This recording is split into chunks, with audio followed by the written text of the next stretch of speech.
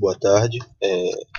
Meu nome é Lucas Mesquita, um dos idealizadores do projeto Cinesofia. E nós abrimos o nosso evento apresentando o filme do Alejandro Amenábar, Os Outros. Alguém aqui já tinha visto esse filme? Já teve alguma impressão anterior a essa? Ou não? Tá vendo pela primeira vez?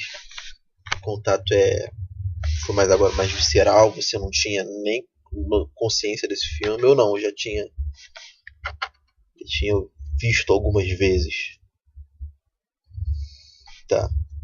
É legal que depois da palestra, depois da apresentação, vai ter um espaço aberto para o debate, que eu acho que é a parte mais interessante do evento, a parte mais pertinente, porque aí a gente consegue de fato trocar a essa interação uma partilha conjunta, e o coletivismo acaba tornando o evento mais dinâmico. E o propósito do evento, do Cinesofia, é ter essa interação.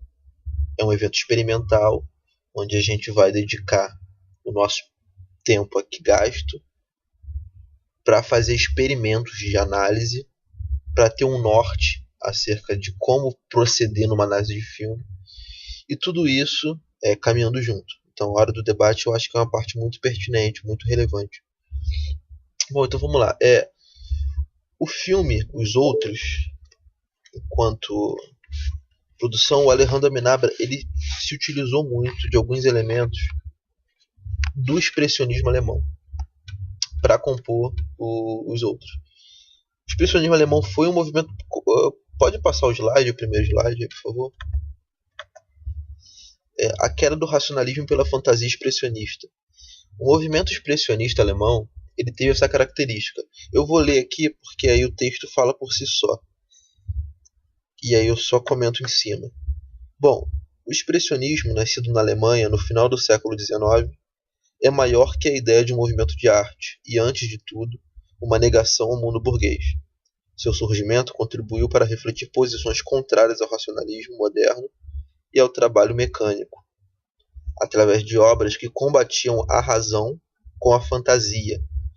Influenciados pela filosofia de Nietzsche e pela teoria do inconsciente de Freud, os artistas alemães do início do século fizeram a arte ultrapassar os limites da realidade, tornando-se expressão pura da subjetividade psicológica e emocional.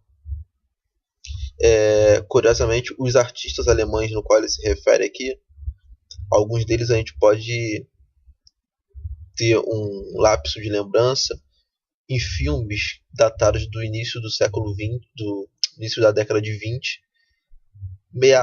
década de 20 e década de 30, nesse período aí no começo do século 20, a primeira metade, em filmes como Metrópole, do Fritz Lang, Nosferatu, do Murnau, O Gabinete do Dr. Caligari, que é um filme do Robert Wiene, que o movimento expressionista tinha essa característica de apresentar uma obra estaticamente sombria, dissonante, com elementos sobrepostos uns aos outros de maneira desarmônica, maquiagens bizarras, feições densas e sombrias também. E essa característica do expressionismo alemão se mostra presente de alguma forma no filme Os Outros. E não só estaticamente, mas como conceito. O expressionismo, ele trabalha com uma ruptura. O movimento expressionista é um movimento de ruptura. Porque alguns aqui já conheceram, a filosofia nietzschiana e percebem a relevância da filosofia nietzschiana como quebra e ruptura do racionalismo moderno.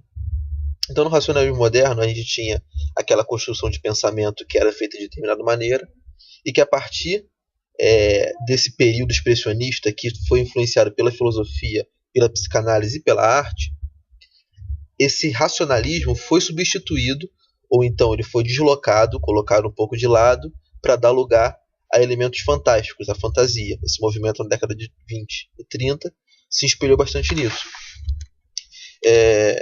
Pode passar o próximo slide, por favor. O filme ele começa já denunciando faíscas e fragmentos desse movimento. Porque o filme ele começa com a Nicole Kidman, a Grace, apresentando uma história para os filhos, contando uma história para os filhos sobre a criação do mundo. E o visual dessa cena, né, as imagens que passam é de um livro de contos infantis. E enquanto a Grace está contando a história do mundo, foi criada em 7 dias de acordo com a tradição cristã, as imagens que você vê sendo folheadas pelas páginas não são imagens da criação do mundo. São as imagens que você vê no filme, das duas crianças. E, inclusive, você vai ver cenas onde aparece a própria mãe, a própria Grace. O que, de alguma forma honesta e generosa, o Amenábar já denuncia pra gente, dizendo: olha, isso que eu estou contando é uma fantasia. Então você percebe que, além do movimento estético, além da expressão estética que tem nesses elementos mais sombrios do filme, o conceito de ruptura com o racionalismo também se faz presente. Então o diretor já aponta dizendo: isso é fantástico. Isso faz parte de fantasia. E aí você pode ver, pode passar os slides. Você continuando, você vê a progressão das cenas e as imagens que aparecem no filme, no livro, são as imagens que a gente encontra no decorrer do filme. Essa imagem é curiosa porque ela dá o desfecho dessa cena, colocando em pauta e colocando em destaque que agora, de fato, nós entramos na história. Que aí pode passar o slide. Você vê a imagem da casa desenhada, ilustrada, se transformando na casa real, onde mora os Stuart. Esse elemento que a gente percebe na construção das cenas, na edição do filme, tem uma teoria interessante, uma teoria hermenêutica interessante, desenvolvida por Umberto Eco, que identifica o chamado autor-modelo. E o autor-modelo, ele faz o seguinte, passa o slide, que acho que tem um texto aí que acho que explica melhor do que eu. Que diz o seguinte: o que é o autor-modelo? O autor-modelo é uma voz que nos fala afetuosamente, ou imperiosamente, ou dissimuladamente, que nos quer a seu lado. Essa voz se manifesta como uma estratégia narrativa, um conjunto de instruções que nos são dadas passo a passo e que devemos seguir quando decidimos agir como leitor-modelo. Então, esse autor-modelo é justamente a intenção do texto que, de alguma maneira, te direciona. Então, quando você inicia o filme e aparecem as cenas de contos infantis ilustradas, dando abertura a uma interpretação, dizendo que agora estamos entrando no mundo de fantasia, isso é o autor-modelo que está o tempo todo no seu ouvido, com uma voz imperiosa, uma voz dissimulada e afetuosa, dizendo como você deve conduzir a leitura da sua obra. Bom, o ponto central da minha tese acerca da leitura desse filme é de que existe uma intenção que não é gratuita, mas que é muito bem trabalhada na concepção de luz e sombra que foi extraída, que foi pega emprestada do movimento expressionista. Porque enquanto estaticamente a gente observa na obra essa quantidade densa de sombras, a gente percebe o quanto a luz é importante no filme. A luz é um dos elementos mais essenciais, mais elementares, mais fundamentais do filme.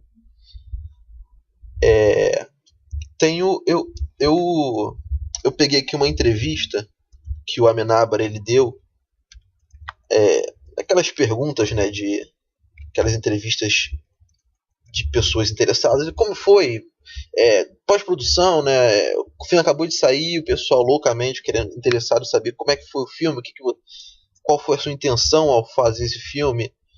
Enfim, e essa entrevista foi gravada e tem um trecho que o Amenábar diz o seguinte. O Amenábar diz: eu quis contar uma história sobre escuridão, sobre luz, sobre como aquelas crianças vivem. Naquele lugar escuro, descobre que algo vem da luz. Como elas têm essa doença estranha, eu achei interessante jogar com a luz. Era um aspecto que influía na vida. Evitá-la para salvar os filhos. Evitá-la, no caso, a luz, né?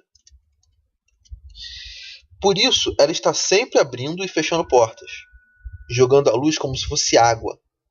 Uma coisa que eu disse ao diretor de fotografia foi: a luz mata. Por isso dá para ver que a luz está sempre tentando entrar na casa. Então, a luz, ela também se apresenta na obra como uma personagem com uma função fundamental para a construção e desenvolvimento do enredo e dos personagens.